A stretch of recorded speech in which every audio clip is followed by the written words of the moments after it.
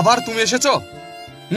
আচ্ছা, তোমার এই চামড়াটা গন্ডারের নাকি? তোমার লজ্জা ঘৃণা বলতে কিছু আছে না? অপমান বলতে কিছুই নাই? তুমি আবার চলে এসেছো আমার বাড়িতে।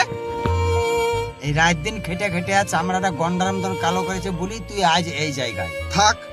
তোমাকে আর ডায়লগ দিতে হবে না। হ্যাঁ, সকালবেলায় কোথা থেকে উটকো ফুটকো এসে আমার মুডটাই খারাপ করে দিল। আমি উটকো ফুটকো লোক, লজ্জা ঘৃণা নাই বলেই রোজ রোজ এই জায়গা আসি। থাক, বাড়ির সামনে তামাশা করতে হবে না। হ্যাঁ, এই শুনো, গেট মেরে দাও, রাস্তার কুকুর শিয়াল যেন বাড়িতে না ঢুকতে পারে।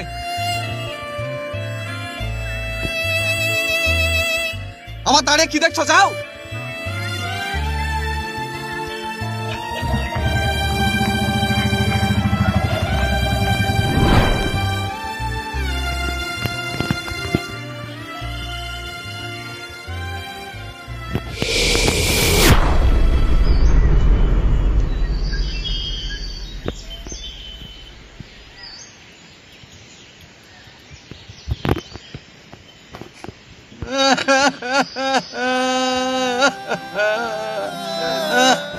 কি ব্যাপার আব্বা? রিপোর্ট খুব খারাপ।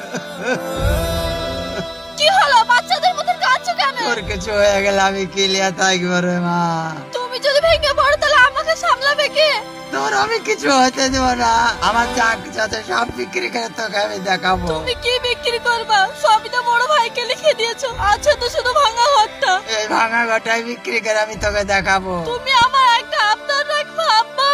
কি আবদার বলো মা? জীবনের শেষ সময়টুকু হাসি খুশিতে কাটাতে চাই। আমার বড় ভাইকে আনো নাই বাড়িতে ফিরিয়ে। আমি তোকে কথা দিচ্ছি মাত্র বড় ভাইকে আমি ঠিক এই বাড়িতে ফিরে নিয়ে আসবো।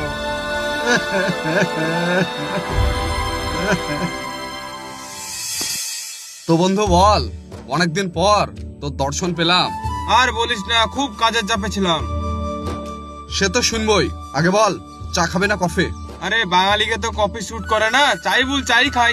একদম ঠিক কথা বলেছিস। এ সাইনা, হ্যাঁ বলো। 2 কাপ লাল চা নিয়ে এসো তো। ঠিক আছে, আনছি।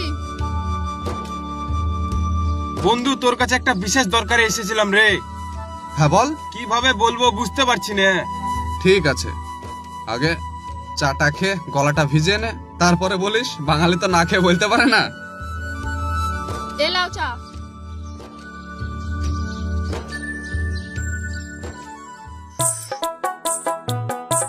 এতদিন পর দেখা করতে আসলাম, তো আবার কিছু টাকা ধার নেওয়ার জন্য। কত টাকা বল? এই 50,000 মতন। তো হিচকিচাচ্ছিস কেন? ঠিক আছে, চা খেয়ে না, আমি নিয়ে এসে দিচ্ছি। ঠিক আছে।